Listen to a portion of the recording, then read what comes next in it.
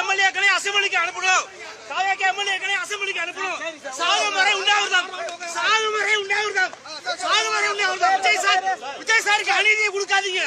விஜய் சாருக்கு அநீதியை கொடுக்காதீங்க. தனி மனிதனை ஜெயிச்சிருக்காரு.